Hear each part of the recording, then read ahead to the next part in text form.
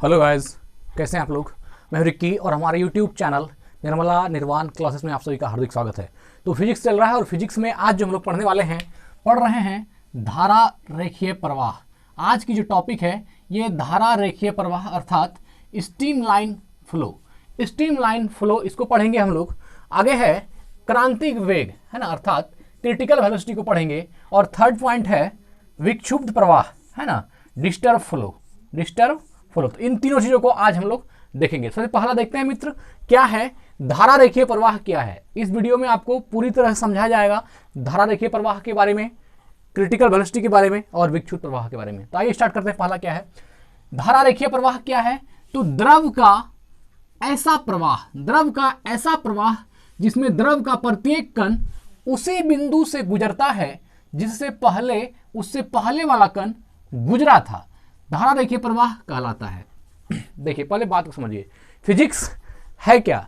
हम लोग जो अपने जीवन में छोटे छोटे घटनाओं को देखते हैं वह कैसे होता है और उसके पीछे क्या कारण है, हमको लगता है कि इसका आंसर ही फिजिक्स है। आप अगर गौर से देखें, चाहे फ्रिक्शन की बात हो, ग्रेविटेशन की बात हो, सरफेस टेंशन की बात हो या जिस भी चीज की बात हो, वह कहीं ना कहीं यही चीज कहता है कि जो हम लोग आम जीवन में जीते हैं वह क्यों होता है, कैसे होता है, और जब उसका आंसर ढूंढते हैं तो वह आंसर फिजिक्स से मिलता है, उसका रीजन हमको फिजिक्स से मिलता है। तो यहाँ आज जो यह टॉपिक है धारा रेखीय प्रवाह स्ट्रीम फ्लो, ये जो है इसको हम लोग स्ट्रीम लाइन फ्लो, इसका जो मूल यह मतलब है क्या, इस बात को समझिए। जब ऐसा होता है कि किसी लिक्विड में, है ना, किसी द्रव का, यह द्रव का गुण है, द्रव में ऐसा होता है कि जिस प्रवाह में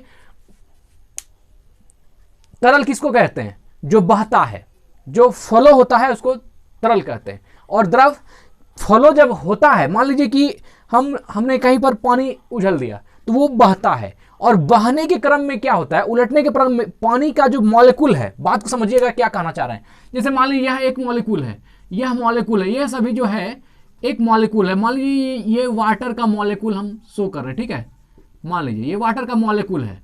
तो ये सारे जो मॉलिक्यूल हैं, अगर इसका डायरेक्शन एक निश्चित डायरेक्शन हो, फर्स्ट कंडीशन, और सेकेंड है कि निश्चित डायरेक्शन के साथ साथ एक निश्चित वेलोसिटी हो, अर्थात यह जो कणों का बहाव है एक नियत वेग से बहे, है ना, एक नियत वेग से। ये सारा जो मॉलिक्यूल है जिस भी चीज का हो, वाटर का हो, हनी का हो, जिसका भी हो, तो वह जो उसका मॉलिक्यूल जो बहता है वह अगर एक निश्चित वेग से बहे और एक निश्चित दिशा में बहे, है ना, तो उस घटना को हम लोग धारा रेखीय प्रवाह कहते हैं, है ना, धारा रेखीय प्रवाह स्ट्रीम लाइन फ्लो कहते हैं। है देखिए मूल रूप से आपको ध्यान रखना है, जो भी द्रव है उसके मॉलिक्यूल का जो गमन है अर्थात प्रवाह है, फ्लो है, वह जो है एक डायरेक्शन में होना चाहिए, एक बात।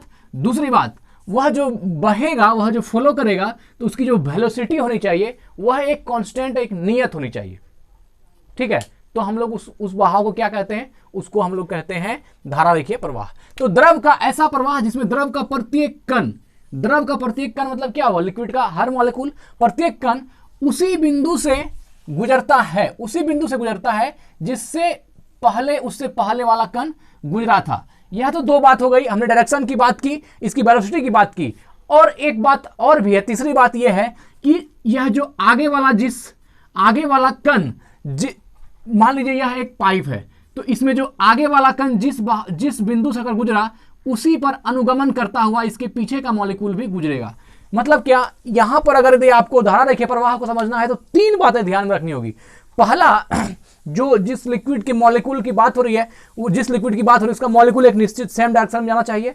एक दूसरा बात क्या, वह जो मॉलिक्यूल की वेलोसिटी होना चाहिए वह क्या होनी चाहिए, सेम होना चाहिए, नियत होना चाहिए। और तीसरा, जो एक मॉलिक्यूल के पीछे का जो मॉलिक्यूल है वह उसी मॉलिक्यूल का अनुगमन अर्थात उसके पीछे पीछे चल रहा है, तो उसको क्या बोलेंगे, धारा रेखीय प्रवाह, है ना। और इसका विपरीत भी होता है, जब वो नहीं चले, अपने मन से चले, तीनों कंडीशन उसका अलग हो जाएगा, क्या, सेम डायरेक्शन में नहीं जाएगा, विक्षुब्ध धारा, वो क्या हो जाएगी, विक्षुब्ध प्रवाह, सॉरी धारा बोल रहे हैं, विक्षुब्ध प्रवाह। जबकि डायरेक्शन सेम नहीं होगा, एक वेलोसिटी सेम नहीं होगी, दो, और तीसरा इसके पीछे पीछे अनुगमन नहीं करेगा, टेढ़ा मेढ़ा जहां तहां गमन करेगा उसका मॉलिक्यूल, वो क्या हो जाएगी, वो हो जाएगी विक्षुब्ध प्रवाह। अभी इसको हम लोग पढ़ेंगे। तो सबसे पहले हम लोग पढ़ लेते हैं धारा रेखीय प्रवाह स्ट्रीमलाइन फ्लो को। तो इसमें आपने समझ गया 3 बात को ध्यान रखना है। किसी भी लिक्विड का जो मॉलिक्यूल है वह एक निश्चित डायरेक्शन में जाना चाहिए, उसकी वेलोसिटी एक कांस्टेंट होनी चाहिए, और तीसरा जो उसके पीछे का जो और मॉलिक्यूल है वह उसके पीछे पीछे ही जाना चाहिए, अर्थात उसका अनुगमन करते हुए जाना चाहिए। तो क्या कहा, द्रव का ऐसा प्रवाह जिसमें द्रव का प्रत्येक कण है ना, लिक्विड का प्रत्येक कण उसी बिंदु से गुजरता है, उसी बिंदु से गुजरता है जिससे पहले उससे पहले वाला कण गुजरा था। अगर यह कण इस बिंदु से गुजरा था तो फिर यह कण जो आएगा यह भी इसी बिंदु से गुजरेगा, समझ रहे हैं ना।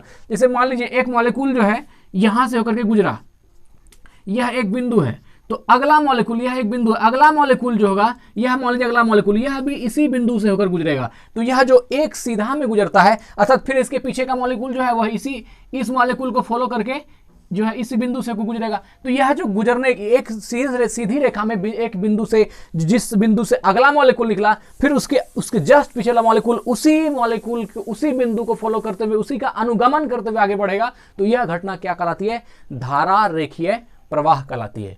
ठीक है, द्रव का ऐसा प्रवाह जिसमें द्रव का प्रत्येक कण उसी बिंदु से गुजरता है जिससे उससे पहले वाला कण गुजरा था, धारा रेखीय प्रवाह कहलाता है। ये तो हो गया। आगे देखते हैं, धारा रेखीय प्रवाह में किसी नियत बिंदु पर, है ना, किसी कांस्टेंट बिंदु पर, किसी नियत बिंदु पर प्रवाह की चाल व उसकी दिशा, बात किया ना, प्रवाह की चाल अर्थात वेलोसिटी और उसकी दिशा मतलब उसकी डायरेक्शन निश्चित बनी रहती है। मतलब क्या, धारा रेखीय प्रवाह में जो है, धारा रेखीय प्रवाह में लिक्विड के, द्रव के कणों का जो है टेंडेंसी, 3 चीज के बारे में, वेलोसिटी के बारे में और उसकी डायरेक्शन के बारे में, और एक मॉलिक्यूल को फॉलो, उसका दूसरा मॉलिक्यूल जो अनुसरण करते हुए जो आगे बढ़ता है, यह तीनों घटना धारा रेखीय प्रवाह में होती है। तो वही कहा कि धारा रेखीय प्रवाह में किसी नियत बिंदु पर प्रवाह की चाल व उसकी दिशा निश्चित बनी रहती है।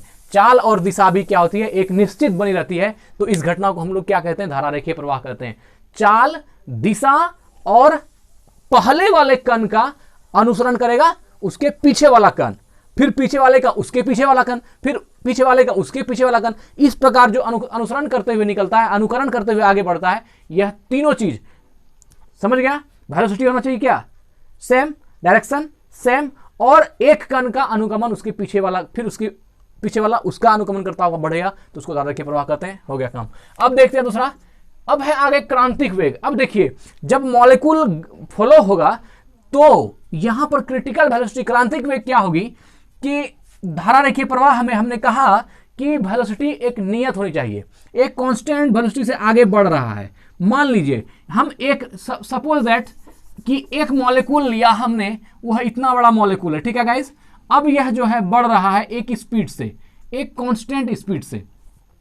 अब इस मॉलिक्यूल को अगर यदि यहां पर इसकी एक हायर स्पीड है और अगर हम उससे भी ज्यादा स्पीड इसको कर दें, तो वह क्या हो जाएगी, वह हो जाएगी कि इसके क्रिटिकल कंडीशन को पार कर जाएगा। क्रिटिकल का अर्थ होता है बॉर्डर, है ना, 2 चीज का बॉर्डर। तो बॉर्डर को समझिए, जिस बॉर्डर मतलब क्या, एक लेवल जिसके बाद की जो है उस घटना, वह जो घटना है दूसरे घटना में परिवर्तित हो सकती है ना। जैसे मान लीजिए कि 2 आदमी में झगड़ा हुआ, अब एक आदमी बहुत अनाप शनाप बात बोल रहा है, लेकिन वो बोलते बोलते कुछ एक ऐसा लेवल पर चला गया जो कि नहीं बोलना चाहिए। तो जो सामने वाला, उसके लिए वो क्या हो गया कि अब ये बात जो है गला से ऊपर जा रही है, अब बात बढ़ जाएगी। तो वहां के बाद क्या होगी, अब कंडीशन चेंज हो जाएगी, अर्थात एक बॉर्डर, एक लेवल, उसको हम लोग क्या बोलते हैं, क्रिटिकल। तो अब देखिए यहां पर क्या है, क्रांतिक वेग, क्रिटिकल वेलोसिटी। धारा रेखीय प्रवाह के महत्तम वेग को क्रांतिक वेग कहते हैं, है ना। यही बात हम कहना चाह रहे थे। यह जो धारा रेखीय प्रवाह हुआ, धारा रेखीय प्रवाह के अधिकतम वेग, इसकी जो मैक्सिमम वेलोसिटी जो होगी, वह जो चरम वैल्यू होगी धारा रेखीय प्रवाह की, धारा रेखीय की जो चरम वेलोसिटी होगी, उसके बाद का कंडीशन दूसरा होगा। तो वह चरम वेलोसिटी पर जाके जो जाना जो है, वह आपका क्या कह रहा है, तो क्रिटिकल वेग अर्थात क्रिटिकल वेलोसिटी कहलाती है। तो धारा रेखीय प्रवाह के महत्तम वेग को, धारा रेखीय प्रवाह के महत्तम वेग को क्रांतिक वेग कहते हैं। यह तो आप जान ही रहे हैं कि धारा रेखीय प्रवाह भी क्या है, एक वेग ही है ना। वह एक अणु के पीछे अणु का बहना, अगर आप समझें एक तरह से, तो क्रिटिकल वेलोसिटी और धारा रेखीय प्रवाह में थोड़ा सा अंतर है कि क्रिटिकल वेलोसिटी में क्या है, वह उसका महत्तम वेग है, और उस प्रकार अणु के पीछे अणु का अनुकरण करना, यह धारा रेखीय प्रवाह है। लेकिन धारा रेखीय पर, लेकिन ये जो क्रांतिक वेग है यह क्या है, तो धारा रेखीय प्रवाह के मॉलिक्यूल का महत्तम वेग जो है वह क्या है, क्रांतिक वेग है, अर्थात क्रिटिकल वेलोसिटी है। क्या कहा, धारा रेखीय प्रवाह के महत्तम वेग को क्रांतिक वेग, धारा रेखीय प्रवाह के महत्तम वेग को क्रांतिक वेग कहते हैं। और यह मोस्ट इंपॉर्टेंट सेंटेंस लिखा गया है, कई बार ऑब्जेक्टिव जो है एग्जाम में पूछ दिया जाता है। ऑब्जेक्टिव में ये क्वेश्चन, आप ग्रुप डी सब के साइंस की बात करें तो उस सब में भी ये क्वेश्चन बहुत ही ज्यादा पूछा जाता है, तो ध्यान रखना है, समझते जाना है, तो आप कहीं भी नहीं फंसिएगा। क्या है, धारा रेखीय प्रवाह के महत्तम वेग को क्रांतिक वेग कहते हैं, यह तो हो गया।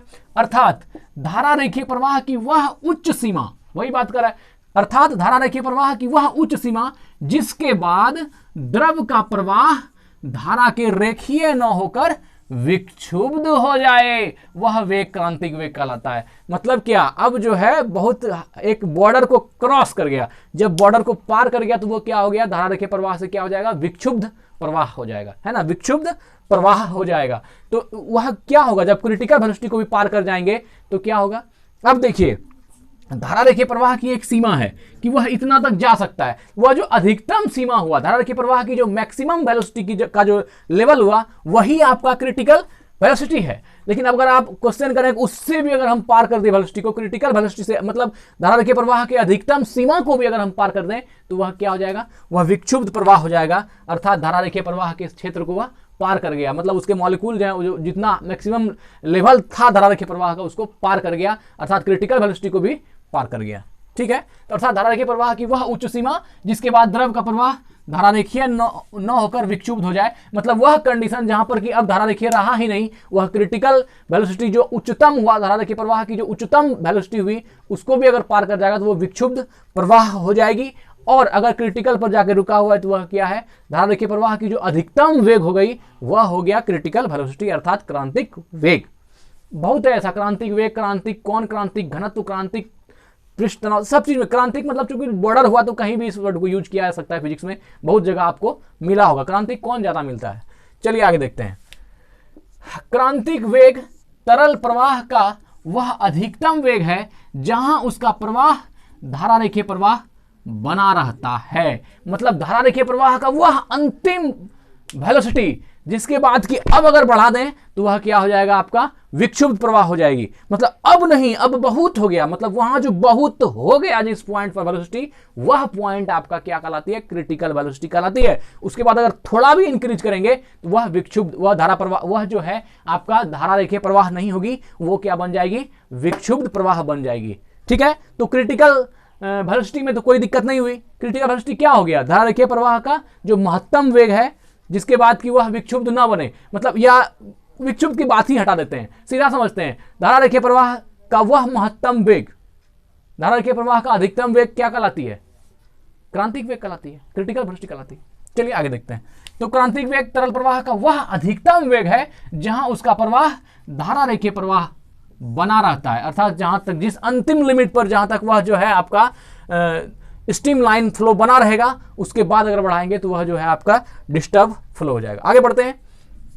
यदि द्रव प्रवाह का वेग है ना, यदि द्रव प्रवाह का वेग क्रांतिक वेग से कम होता है, यदि द्रव प्रवाह का वेग क्रांतिक वेग से कम हो गया है ना, तो उसका प्रवाह उसकी श्यानता पर निर्भर करती है। मोस्ट इंपॉर्टेंट क्वेश्चन है, देखिए तो क्या कर रहा है, यदि द्रव प्रवाह का जो वेग क्रांतिक वेग से कम, मतलब क्या, जो क्रांतिक वेग जितना था उससे कम होता है, यदि द्रव प्रवाह का वेग क्रांतिक वेग से कम होता है तो उसका प्रवाह उसकी श्यानता पर निर्भर करती है। अर्थात वह किस पर डिपेंड करे, उसका प्रवाह जो है, उसकी जो फ्लो है वह श्यानता पर डिपेंड करेगी। कब, जब क्रिटिकल कंडीशन से नीचे होगी। जैसे मान लीजिए कि हम मान लेते हैं यह जो है आपका क्रिटिकल वेलोसिटी है, यहां पर यह जो है CV अर्थात क्रिटिकल वेलोसिटी यहां दिया हुआ है। ठीक है, अब अगर इससे बिलो होगा अर्थात इससे नीचे होगा तो वह उससे नीचे अगर यदि होगा क्या, वेलोसिटी मॉलिक्यूल की वेलोसिटी जो क्रांतिक वेग अर्थात ये जो क्रिटिकल वेलोसिटी है इससे नीचे करेगी तो वह उसका प्रवाह किस पर डिपेंड करेगा, तो उसका प्रवाह जो है श्यानता पर अर्थात विस्कोसिटी पर डिपेंड करेगी। ठीक है, निर्भर करती है। और देखिए, यदि द्रव प्रवाह का वेग उसके क्रांतिक वेग से अधिक होता है, अब अगर वेलोसिटी ये जो क्रिटिकल वेलोसिटी है इससे अगर अधिक हो जाएगी तो यह उसके घनत्व पर निर्भर करता है ना, यह उसके घनत्व पर, डेंसिटी पर डिपेंड करता है। तो वही कह रहा है, यदि द्रव प्रवाह का वेग क्रांतिक वेग से कम होता है तो उसका प्रवाह उसकी श्यानता पर। तो यहाँ जब क्रिटिकल वेलोसिटी क्रिटिकल वेलोसिटी से जब कम हो जाएगी वेलोसिटी, तो उसमें जो द्रव का फ्लो होगा वह श्यानता के कारण होगा, है ना। क्रिटिकल वेलोसिटी तो वह जो है इसकी श्यानता के कारण होगी। लेकिन अगर क्रिटिकल वेलोसिटी के वैल्यू जो है बढ़ जाए, बढ़ा दें, तो उसके बाद क्रिटिकल क्या था, यदि द्रव प्रवाह का वेग उसके क्रांतिक वेग से अधिक होता है, क्रिटिकल अधिक होता है, तो उसका प्रवाह मुख्यतः उसके घनत्व पर अर्थात उसकी डेंसिटी पर डिपेंड करती है। तो यहाँ पर यह जो क्वेश्चन है, ये दोनों क्वेश्चन आग है एकदम, इसको तुरंत याद कर लीजिए, ध्यान में रख लीजिए अभी कि क्रांतिक वेग से अगर कम वेलोसिटी होगी तो मॉलिक्यूल जो है मॉलिक्यूल का जो द्रव का जो फ्लो होगा वह श्यानता के कारण होगा। लेकिन क्रिटिकल वेलोसिटी अगर ऊपर वेलोसिटी हो जाए तो वह तब जो मॉलिक्यूल का फ्लो होगा वह डेंसिटी के कारण होगा। ठीक है, एक बार फिर कर देते हैं, अगर क्रिटिकल वेलोसिटी से कम वेलोसिटी हो जाए किसी भी लिक्विड का, तो उसका फ्लो जो होगा, उसका जो बहाव होगा वह श्यानता के कारण होगी। और अगर किसी द्रव्य का जो बहाव है, वेलोसिटी है उसके बहने की, वह क्रिटिकल वेलोसिटी से अगर ऊपर हो जाए तो उसका बहने का कारण क्या होगा, घनत्व होगा। ठीक है, आगे देखते हैं, मुख्यतः उसके घनत्व पर निर्भर करता है। हो गया, जैसे एग्जांपल देख लीजिए, ज्वालामुखी से निकलने वाला लावा, ज्वालामुखी से जो लावा निकलता है, ज्वालामुखी से निकलने वाला लावा बहुत अधिक गाढ़ा होता है। जानते ही हैं, आप लोगों ने पढ़ा होगा कि जो ज्वालामुखी से लावा विस्फोट होने के बाद, ज्वालामुखी विस्फोट होने के बाद जो लावा निकलता है वो बहुत गाढ़ा होता है, बहुत गाढ़ा होने पर भी तेजी से बहता है ना। मतलब गाढ़ा है फिर भी तेजी से बहता है, क्योंकि उसका घनत्व अपेक्षाकृत कम होता है। घनत्व अपेक्षाकृत कम होता है और उसका घनत्व ही उसके वेग को निर्धारित करता है। वह गाढ़ा बहुत होता है ना, गाढ़ा होने पर भी वह तेजी से बहता है। जबकि गाढ़ा है तो उसका जो है स्पीड कम होनी चाहिए, लेकिन ज्वालामुखी से निकलने वाला जो लावा है यह बहुत अधिक गाढ़ा होने पर भी तेजी से बहता है। और उसके बहने कारण क्या है, क्योंकि उसकी डेंसिटी कम होती है, क्योंकि उसका घनत्व अपेक्षाकृत कम होता है। अर्थात डेंसिटी कम होगा, डेंसिटी जितना कम होगा उतना ही ज्यादा बहाव तेज होगी। यही कारण है कि ज्वालामुखी से निकलने वाला जो लावा है उसकी डेंसिटी कम है, इसलिए वह तेजी से निकलता है, जबकि वह गाढ़ा है। गाढ़ा होने के बावजूद भी उसका घनत्व कम है और वह तेजी से निकलता है। अगर डेंसिटी ज्यादा होती तो स्पीड क्या होती, कम होती। तो यही क्वेश्चन कहा कि ज्वालामुखी से निकलने वाला लावा बहुत अधिक गाढ़ा होने पर भी तेजी से बहता है, क्योंकि उसका घनत्व अपेक्षाकृत कम होता है और उसका घनत्व ही उसके वेग को निर्धारित करता है। उसकी डेंसिटी तो उसके वेलोसिटी को डिपेंड करेगी, अगर डेंसिटी ज्यादा होगा वेलोसिटी कम होगी। तो यहां इस सवाल में जो आश्चर्य की बात लोगों को यह लगेगा कि मान लीजिए जब गाढ़ा है तो डेंसिटी ज्यादा होगी। लोग ये सोचेंगे कि गाढ़ा है तो डेंसिटी ज्यादा, और गाढ़ा है तो पृष्ठ तनाव भी ज्यादा। लेकिन पृष्ठ तनाव को भी रोक देते हैं, अभी पहले इस पर बात करते हैं। अगर गाढ़ा है तो डेंसिटी ज्यादा, ये सोचेंगे, और डेंसिटी ज्यादा तो फ्लो कम। लेकिन यहां क्या हो रहा है, ज्वालामुखी के लावा में यह जो है गाढ़ा है और फिर भी तेज बह रहा है, गाढ़ा है फिर भी तेज बह रहा है, क्योंकि वहां पर जो है श्यान बल काम नहीं कर रहा, वहां आपकी डेंसिटी पर डिपेंडेंट हो रही है। डेंसिटी कम होती है इसलिए वह तेज जा रहा है। ठीक है, और अगर डेंसिटी को ज्यादा कर दें तो स्पीड कम हो जाएगी। ठीक है, तो यही बात कहा कि ज्वालामुखी से निकलने वाला लावा बहुत अधिक गाढ़ा होने पर भी तेजी से बहता है, क्योंकि उसका घनत्व अपेक्षाकृत कम हो जाता है, उसका डेंसिटी जो है कम हो जाती है और उसका घनत्व ही उसके वेग को निर्धारित करता है। तो यहां तो आपने देखा ना, क्रिटिकल वेलोसिटी से जब ऊपर जाएंगे तो जो द्रव्य का फ्लो होगा वह घनत्व पर डिपेंडेंट करने लगता है ना। और क्रिटिकल वेलोसिटी से जब नीचे होगी, है ना, उसका बहाव, तो फिर वह जो है श्यानता के कारण बहती है। किसके कारण, श्यानता के कारण बहती है। चलिए आगे देखते हैं। तो यह क्वेश्चन बहुत इंपॉर्टेंट था, ज्वालामुखी का लावा वाला, बहुत बार पूछा गया एग्जाम में, इसको ध्यान में रखिएगा। अब जो अंतिम टॉपिक है, विक्षुब्ध प्रवाह। क्या है विक्षुब्ध प्रवाह?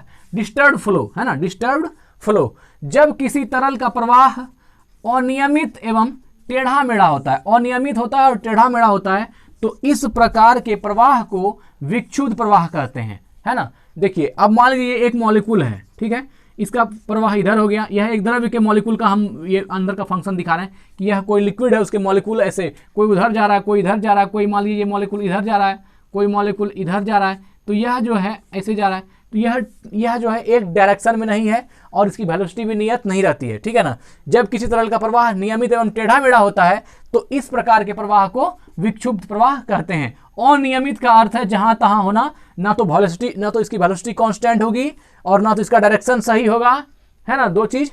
और तीसरा बात जो था कि वह जो है उसके कण जो है, जैसे एक कण यहाँ है और एक कण यहाँ है, तो यह जो है इसका अनुगमन करके आगे बढ़ता था धारा रेखीय प्रवाह में, लेकिन विक्षुब्ध प्रवाह में क्या होगा, यह इसका अनुकरण नहीं करेगा। हो सकता है ये इधर जा रहा था, ये इधर चल जाए, हो सकता है ये इधर जा रहा था, ये कण ऊपर चल जाए। मतलब क्या, इसके कण जो है एक दूसरे के नहीं होते हैं और ये वक्र होता है। मतलब क्या, यह जो है टेढ़ा, मतलब कोई टेढ़ा वक्र पथ पर भी जो है यह जा सकता है। तो इस कंडीशन में क्या होती है, तो टेढ़ा मेढ़ा होता है, अनियमित होता है, और इस प्रकार की प्रवाह को हम लोग क्या कहते हैं, विक्षुब्ध प्रवाह कहते हैं। क्या बोलते हैं, विक्षुब्ध प्रवाह। जब किसी तरल का प्रवाह नियमित एवं टेढ़ा मेढ़ा होता है, अनियमित एवं टेढ़ा मेढ़ा होता है, तो इस प्रकार के प्रवाह को विक्षुब्ध प्रवाह कहते हैं।